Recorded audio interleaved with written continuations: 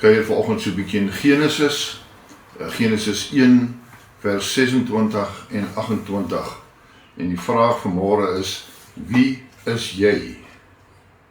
Kom ons lees vanaf vers 26 tot 28 dan.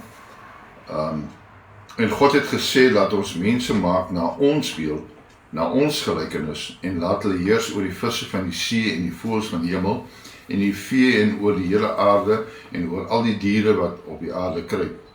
En God het die mens geskape na sy beeld, na die beeld van God het hy hom geskape, man en vrou het hy hulle geskape. En God het hulle geseën, en God het vir hulle gesê, wees vrugbaar en vermeerder, en vul die aarde, onderwerp dit, en heers oor die visse en van die see en die voëls van die hemel, en oor al die diere wat op die aarde kruip.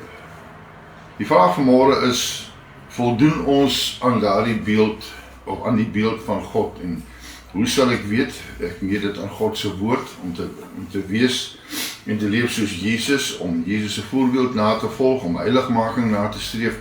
Maar wie is ek en u vanmôre?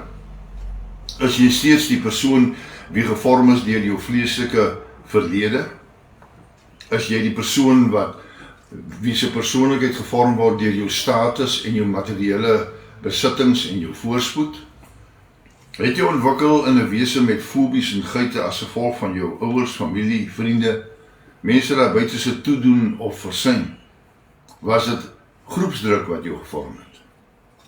Het vleeslike of materiële tekortkominge jou so beïnvloed dat jy geite ontwikkel het? Jy het dalk arm opgegroei, en jy het 'n manie om ryk te wees, om nie weer arm te wees nie. Jy was dalk geboelie op skool, en jy is nou in 'n posisie van gesag, en daarom voel jy moet jou laat geld teenoor die hele wêreld, want jy is veronreg. Jy was dalk nie vreeslik sportief nie, of dalk nie die geleentheid gehad om sportief te wees nie, en nou probeer jy om deur jou kinders jou drome en ideale uit te leef. Almal beleef ergens in hulle lewe trauma van een of ander aard. Elke individu ervaar en verwerk dit anders. Baie keer laat dit letsels en vind ons maniere om daarmee te leef, te koop. Dan leer ons sekere maniere of oortuigings aan en reageer op vreemde maniere ten einde onsself teen seerkry te beskerm.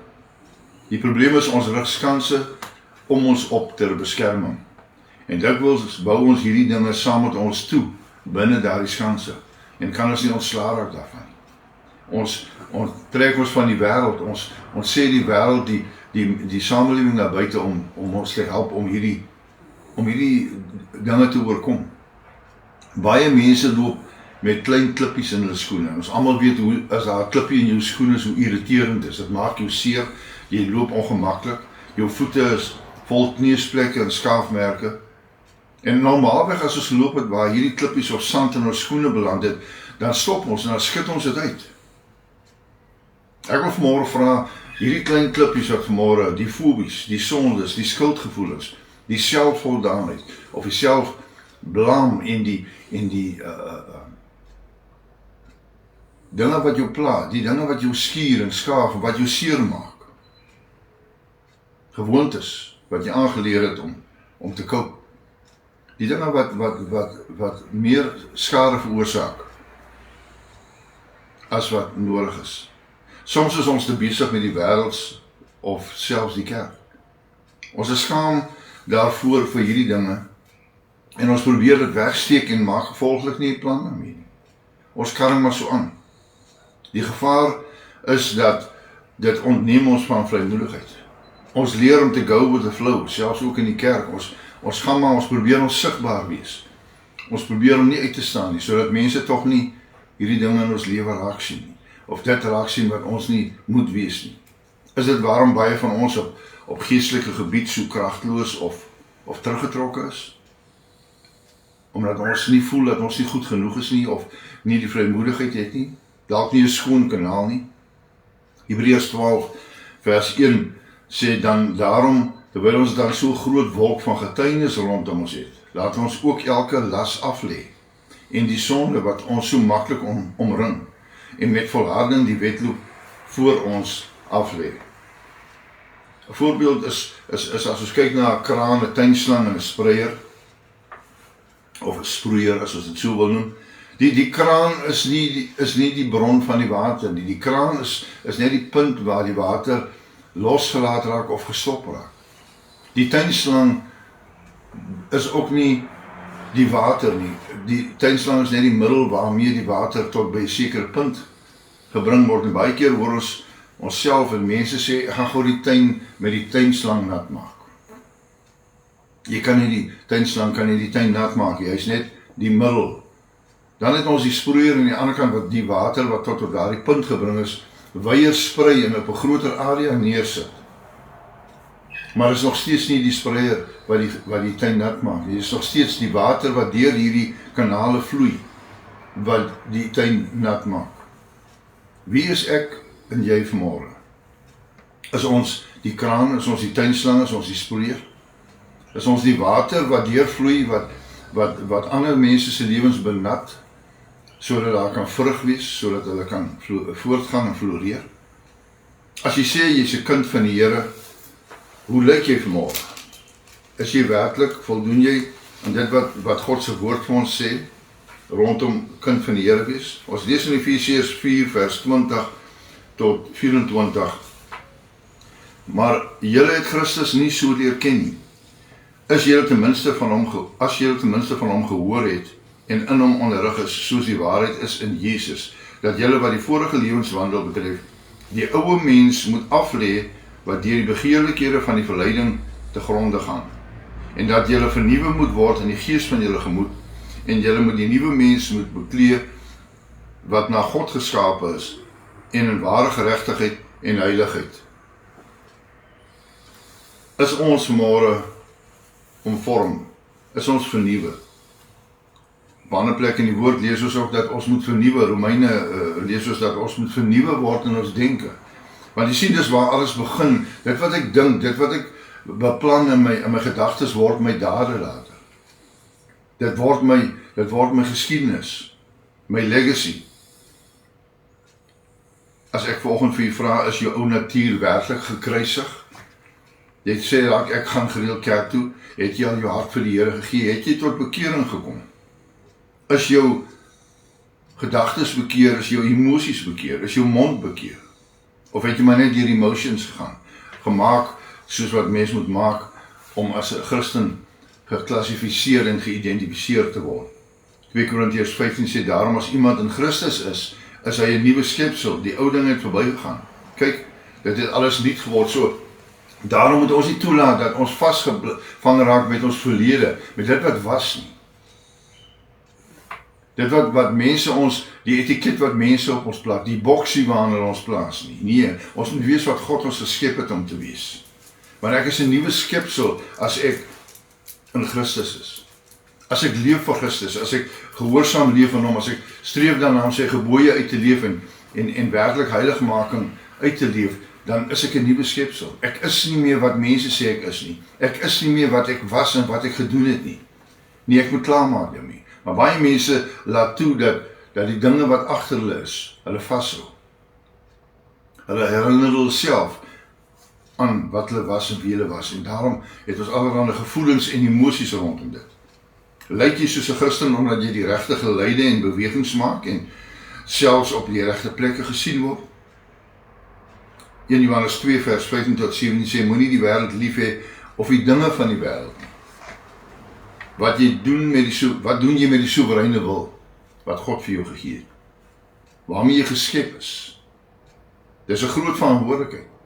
Dis iets wat jou kan maak of breek. As ons kyk na voorbeelde in die Bybel, is dit Adam en Eva, Kain en Abel, Noag, Moses, Abraham, Saul, Dawid, en ons kan aangaan. Daar's vele voorbeelde van mense wat vrye keuses gehad het, wat keuses gemaak het. Dis iets waarmee ek keuses uitoefen in my lewe. Hierdie vrye wil wat God vir my gegee het. Hy het nie marionette gemaak nie. Hy het nie handpuppets gemaak nie. Hy het elkeen uniek gemaak. Keuses waarvoor ek verantwoordelikheid moet neem sonder om ander persone of omstandighede te blameer. Keuses waarmee ons vir die res van ons lewens gaan moet saamleef. Gevolge van keuses wat ons maak, waarmee ons gaan moet saamleef vir die res van ons lewens. Psalm 8 sê in vergelyking met die skepping is die mens so nietig, Tog is hy die beelddraer van God en die heerser oor God se skepping. God gebruik kinders en suigelinge om sy vyande hooghartige snoewers stil te maak. Die mens het geen rede om homself te verhef nie, maar moet in ewige dankbaarheid leef vir die posisie wat aan hom geskenk is. Weinig minder gemaak as God. Hoe lyk die wie na die beeldnis van God gemaak is? Wie is jy as niemand kyk nie? Leef jy voluit vir God se koninkryk of leef jy aanvaarbaar? Leef jy vir die aanvaarding van die samelewing, die goedkeuring van mense? Het jou waardes die waardes van ander mense geword waaraan jy wil voldoen, sodat jy aanvaarbaar kan wees? Of leef jy om soos God se beeld te wees, die voorbeeld? Romeine 6 vers 11 tot 13 sê vir ons, is jy dood vir die sonde, maar lewend vir God? Is jy tot beskikking vir die diens van God? En is dinge wat ons baie maklik vergeet, wat ons in ons kortsigtigheid miskyk, en ons strewe daarna om aanvaar te word. En ons strewe daarna om te voldoen aan die vereistes wat aan ons elke dag gestel word, net om te kan oorleef, dan vergeet ons hierdie dinge. Kan jy uitroep, ek leef nie meer nie? Galasiërs 2 vers 20 sê vir ons, ek is met Christus gekruisig, en ek leef nie meer nie, maar Christus leef in my. En wat ek nou in die vlees lewe, leef ek deur die geloof in die Seun van God, wat my lief gehad het, en homself vir my oorgegee. Jesus het aan die kruis gehang vir my en jou. Hy het hom oorgegee sodat ons 'n geleentheid het, 'n kans het op die ewige lewe. Wat maak ons daarmee? Wat het ek geword? Wie het ek geword? Voldoen ek aan die vereistes om die ewige lewe te kan beerwe? Na bekering, hoe ver het jy al gevorder om die persoon te word wat God jou bestem het om te wees? Of hou die klein klippies jou teë? Belemmer hulle jou gang, jou groei, om te groei na die beeld van Jesus Christus, of na die beeld van God.